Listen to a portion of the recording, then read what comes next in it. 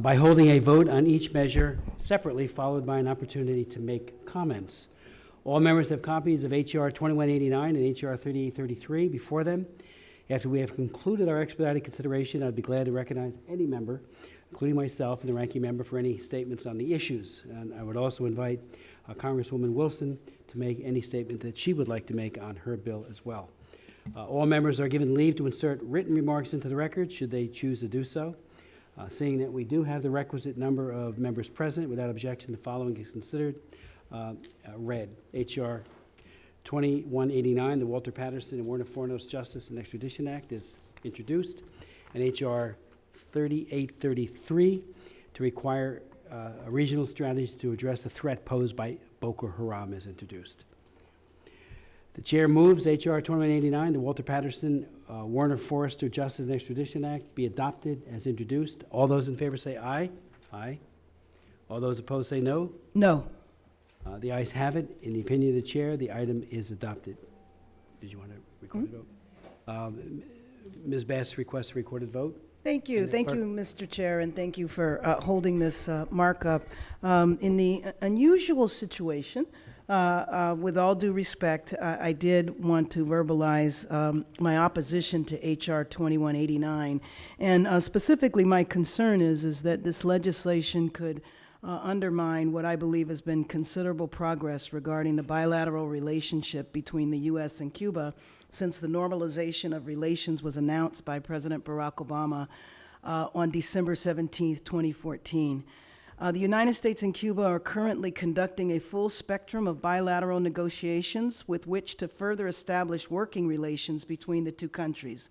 With the resumption of full diplomatic ties following the reopening of the respective embassies in Washington and Havana, we have seen a number of announcements from the administration and travel to Cuba by U.S. government officials.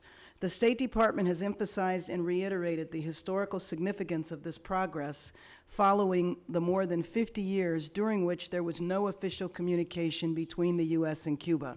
The State Department has also emphasized the critical importance of these bilateral negotiations in terms of an ongoing dialogue crucial to furthering cooperation between Washington and Havana on a range of issues such as extradition, critical to both capitals. The issue of extradition is indeed important to both Washington and Havana. Regarding the latter, the Cuban government continues to question the acquittal in the U.S. of Luis Posada Carriles for the 1976 suitcase bombing of Cubana Airlines. For the U.S., the issue of U.S. fugitives living in Cuba remains a key issue, which is why it is part of the ongoing dialogue. To date, the U.S. has held 2 law enforcement dialogues with Cuba in November 2015 and in May 2016, and a 3rd round is currently being scheduled. The dialogues have included a discussion on a wide range of law enforcement cooperation, including the issue of U.S. fugitives from justice living in Cuba. As such, it appears that H.R. 2189 could circumvent this newly established process of negotiations agreed on by the U.S. and Cuba, and in doing so creates a dangerous precedent that not only could potentially undermine the bilateral relationship, but also challenges the administration's new dialogue with Cuba, its government, and its citizens. Further, H.R. 2189 may also serve to raise questions on the part of the Cuban government with regard to the real intent of the U.S. administration's ongoing bilateral negotiations. And my concern is that it could contribute to lessening of cooperation between our two countries. With that, I thank you, Mr. Chair, for allowing me to state my opinion and for your leadership on this issue. Would you like a recorded vote? I would like a recorded vote. The clerk will call the roll. Ms. Bass? No. Mr. Desjardins? Yes. Mr. Donovan? Yes. Mr. Meadows? Yes. Mr. Smith? Yes. The recorded vote is 4 yeas, 1 nay. The ayes have it, and the bill is agreed to. I'd now like to move H.R. 3833, the required regional strategy to address the threat by Boko Haram, be adopted as introduced. All those in favor say aye. Aye. All those opposed say no. The ayes have it. In the opinion of the chair, the item is adopted. Without objection, the measures are reported favorably to the full committee. The staff is directed to make technical and conforming changes. I note that we have completed our formal consideration, again, out of deference to our members' schedules. But anyone who would like to stay for any comments on the two measures just passed, please stick around. And I would recognize myself and the ranking member for those purposes, and anyone else who would like to speak on the measures just adopted. Let me speak first on H.R. 2189. In 1963, Walter Patterson, a decorated World War II veteran and Bronze Star recipient, was shot to death and savagely beaten during a robbery committed by George Wright. Mr. Wright was subsequently convicted of the murder and sentenced to 15 to 30 years, but in 1970 escaped from Leesburg State Prison, now renamed Bayside State Prison, located in New Jersey. For 41 years, George Wright's whereabouts were unknown, though he was sought for hijacking a passenger jet during this period. He hijacked it to Algiers, and he built a life based on lies and on deception.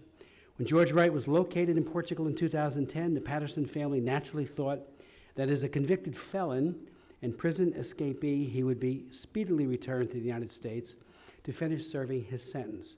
Portugal, after all, is a friend of the U.S., committed to the rule of law, and has a long-standing extradition agreement with the United States. Shockingly, a Portuguese court rejected the U.S. extradition request in 2011, and efforts to reverse that decision by the U.S. government ceased in 2012. The Patterson family is so deeply wounded by the murder of their beloved family member and then by the murderer's escape, have had their wounds reopened by the Portuguese government's refusal to extradite George Wright. The failure of, and I would point out, I chaired a few years back a hearing. We heard from members of the family who spoke very eloquently and very much in pain about the loss of their husband, father, and others, their friend. And the FBI, now retired FBI agent who tracked him down, also spoke and again made very, very strong representation as to how important it was that he be brought back to the United States to complete his sentence. I mean, there is no closure whatsoever of that terrible, terrible murder. Not that there ever is fully for the family and the surviving friends and especially family, but to know that he is living in Portugal free and clear is unconscionable. This failure of U.S. international extradition policy is not isolated. In 1973, Werner Forrester, a New Jersey state trooper, was murdered by Joanne Chesimard during a routine traffic stop. In 1977, and I know the exact spot, it's on the New Jersey Turnpike, right near the New Brunswick exit. And I've been to it, and I've actually gone right where the murder took place. In 1977, Ms. Chesimard was convicted of murder and sentenced to life in prison. She escaped in 1979 and fled to Cuba, where she remains to this day an honored guest of the Cuban government. Many other fugitives are suspected of taking refuge in Cuba, including infamous criminals Victor Manuel Guerrena, wanted for armed robbery, Charles Hill, wanted for air piracy, kidnapping, and murder, William Morales, a prison escapee, previously convicted of weapons charges, Sherry Dalton, wanted for a string of robberies, and Frank Turpel, a former CIA employee convicted in absentia on arms trafficking charges.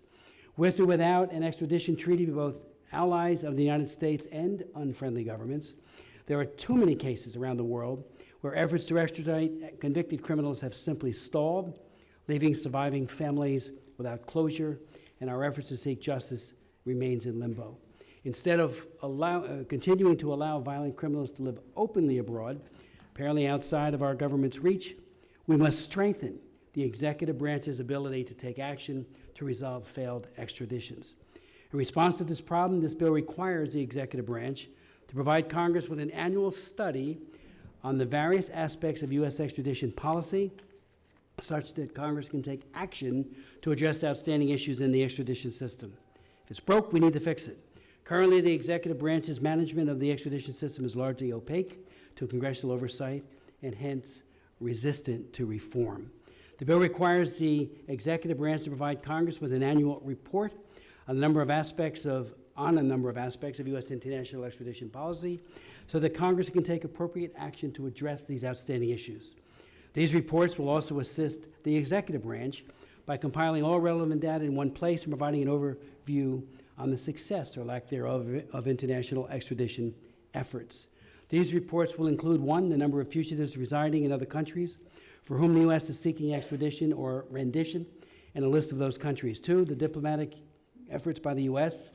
and other efforts to secure the return of these fugitives. 3, the average length of time these cases have been outstanding. 4, the number of satisfactorily resolved cases. 5, factors that have been barriers to case resolution. And 6, information on the number of U.S. citizens whose extradition has been sought by other countries during the past 5 years, a list of those countries seeking extradition, and the outcomes of those requests. The government of the United States is unable to adequately track and secure extradition of fugitives abroad, and as a result enables countless criminals to escape justice. This needs to change. The Walter Patterson and Werner Fornos Justice and Extradition Act is an important step towards strengthening the oversight role of Congress and giving the executive branch the tools it needs to successfully extradite wanted fugitives. The bill has the support of a diverse coalition of advocacy organizations, including concerns of police survivors, National Association of Police Organizations, the National Organization for Victim Assistance, and the National Sheriff's Association, and the American Bail Coalition. I'd like to just say a couple of remarks, and then I'll yield to my colleagues on Boko Haram, the second bill, H.R. 3833. For several years, this committee has pursued a more effective U.S. policy to address the threat posed by the terrorist group Boko Haram. We urged the U.S. declaration of Boko Haram as a foreign terrorist organization, or an FTO, and called on the administration for several years to use its authority under the declaration to investigate those providing material assistance to the terrorist group. On the day we went to markup on a bill that I had introduced to so designate it, I'm happy to say, the State Department reversed course and announced that, yes, Boko Haram is an FTO, and they would begin tracking and trying to find its money supply, flow, and where they're getting weapons and the like.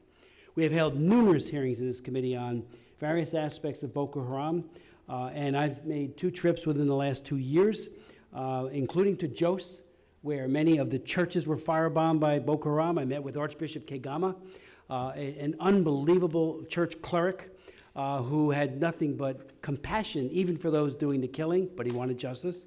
And I was amazed that when I met with the imam and his top leadership in the Muslim community in Jos, that the mutual admiration of the Archbishop and the Muslim leadership there was extraordinary. There was no distance between them on trying to stop the nefarious ways and the killing and the maiming and the raping of Boko Haram. We have found that the impact of Boko Haram in Nigeria is complex, and that's why I support H.R. 3833. It calls for a comprehensive regional strategy to support multilateral efforts, support for rescue efforts for all the women and girls, including the Chibok girls who have been kidnapped. I've met with many of those, there weren't many, but a few, that had escaped in the early days of that. There were some Muslims among them. They were predominantly Christian. And they had, and their parents, obviously, who still have not seen their children, continue to this moment to be in great agony. Boko Haram is not just a Nigeria issue, but poses a threat to the entire Lake Chad region, including Chad, Niger, and Cameroon. That includes not only a direct threat from terrorism, but the increase in humanitarian needs in the entire region. IDPs and refugees are exploding in number. We've been involved in discussions regarding Lake Chad, Special Envoy. Regional problems require regional solutions. And again, a strategy like this, I think, would be extraordinarily helpful, and I want to thank Ms. Wilson for her leadership on this. I'd like to yield to Ms. Bass for any comments she might make, and then to my friend, Ms. Wilson. Well, thank you for Mr. Chairman, and as you mentioned in your comments, you have been taking up the charge against Boko Haram for as long as I've been on this committee, and we've had numerous hearings on it, and so taking the time to do the markup on this piece of legislation, I think, is consistent with the leadership that you've had on this issue. I want to commend my colleague, Frederica Wilson, because everyone out of 435 members of Congress knows that Representative Wilson has been leading the charge to bring back the Chibok girls and against Boko Haram more than anyone else in the House of Representatives. And so I am happy to support H.R. 3833. And specifically, the bill calls for a regional strategy to address the threat posed by Boko Haram. And we know that Boko Haram has attested to its linkages with the Islamic State, and the past and current leadership of Boko Haram views the Lake Chad region as the Islamic State's West Africa province. That's a shame. It should be noted and commended that our government's support of the 8,000-troop multinational joint task force, which is composed of troops from Nigeria, Chad, Niger, Cameroon, and Benin, is commendable, but much more needs to be done by our government to develop an effective regional strategy to assist the task force in defeating Boko Haram and to help the region address the root causes as to why you have an organization like Boko Haram exist to begin with, and that's addressing the social and economic infrastructure that would really help address the conditions that lead to groups, terrorist organizations like Boko Haram. I was recently in Nigeria in August, and I met with U.S. government as well as Nigerian representatives, and I am encouraged with the new administration in Nigeria that more is being done, and I'm encouraged that under the leadership of President Buhari, there seems to be more of an openness to cooperating with our military that really didn't exist under the last administration. So I am hoping that our passage today of H.R. 3933 moves us in that direction, and I yield back my time. I yield to Ms. Wilson.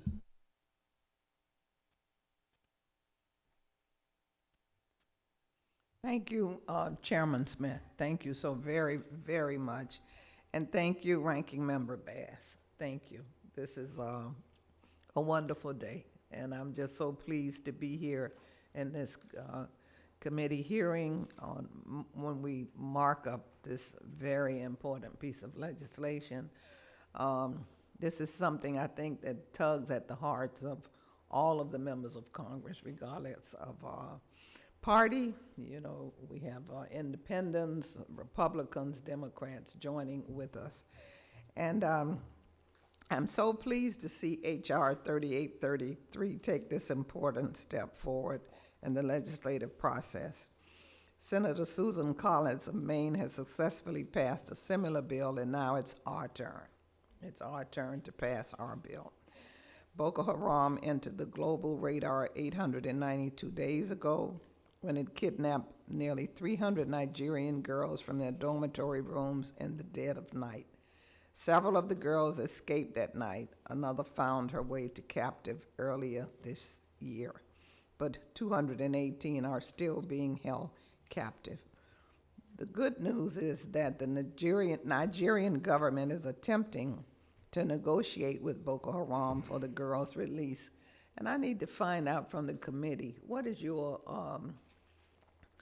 opinion on this whole negotiation piece, and how do you see it, and has anyone had any discussion about how it's moving forward? I know Mr. Buhari was here and he met with the president and the United Nations, and I'm really concerned about it, and I'm really concerned because each time I read the newspaper, I see another step.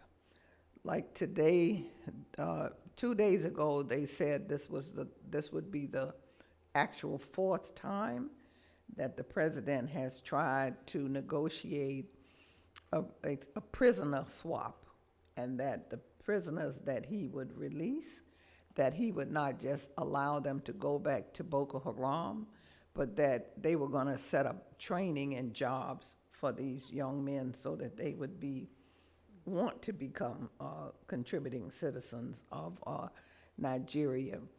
And then we also heard that the girls were scattered, and it would be impossible for this to happen. So I was just thinking in my mind that maybe the committee had some answers for me, and I know, I know Ms. Bass has been to Nigeria recently as to, is this true about these negotiations? Is this true? Well, I mean, I was there in August, and we didn't hear anything about the Nigerian government doing direct negotiations with Boko Haram. What we heard about was their stepped up efforts to eradicate Boko Haram. Representative, this is the last. It says, the New York Times, Nigeria describes 3 failed negotiations with Boko Haram on the kidnapped girls. Did you all see this article? Yes, but what's not clear from this article is that when those negotiations were underway and when they failed. So when I was there, it says they opened negotiations July 2015, right after Buhari was sworn in. But when I was there in August, there was not discussions of negotiations. It was eradication.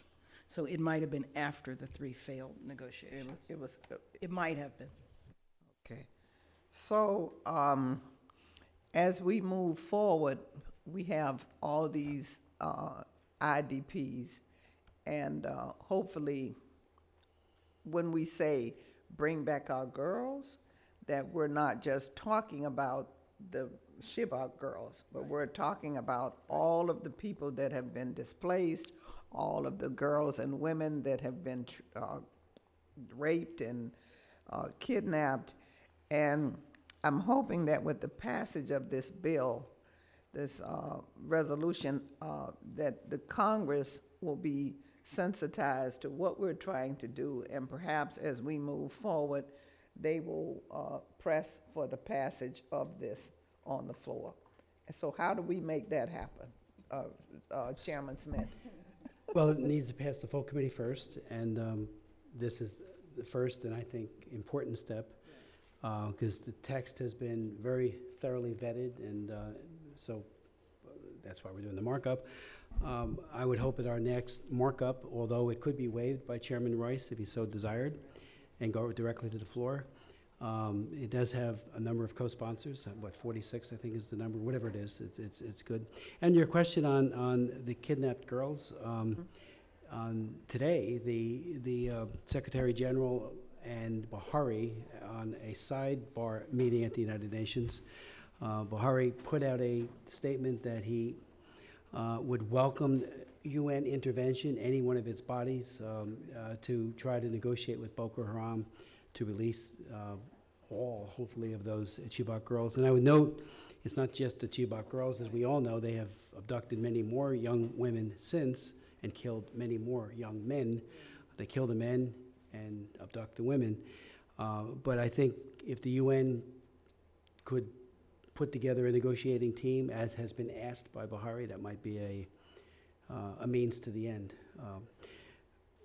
There have, even under Goodluck Jonathan, there were negotiations, and they never went anywhere, unfortunately, given who Boko Haram actually is. But maybe hope springs eternal. We'll get some action by the United Nations. When we had the opportunity to go to Abuja, we met a gentleman who was an activist at the time, and now he's a senator in Nigeria. And he was a part of the first approach of negotiation under Mr. Goodluck Jonathan. And since that time, he has been elected to the Senate, and they have come to visit with me, and they talk of this. So that's why I want to really just try to see what's happening on the ground, because to me, I just have to live every day thinking until someone just shows me a mass grave that these girls are still alive. And even if they're scattered, I'm good. I just don't want them to be killed or miserable or being raped every day and every night, or sold into prostitution, or to be trafficked, or that is what I want to know and want to find out. So anyone who goes to Nigeria, I try to question them and try to find out what are they hearing on the ground. And we have some Nigerians that we talk to on the phone to bring back our girls in Nigeria, that segment of them, and they're constantly concerned about the killing of Christians in the area, and that is. I just want to thank you for doing this. I want to thank you for supporting this, because this is just phenomenal for this world. And I think that a lot of people are sleeping on this issue, and it has been proven that we have ISIS and we have all these other terrorist groups, but Boko Haram is the most vicious, and they have killed more people and displaced more people. So this is phenomenal that you are doing this today. And I want you to know that I believe that we're all on the right side of history. Thank you. Thank you so much. Thank you very much for your very eloquent remarks and your leadership, and thank you, Karen Bass.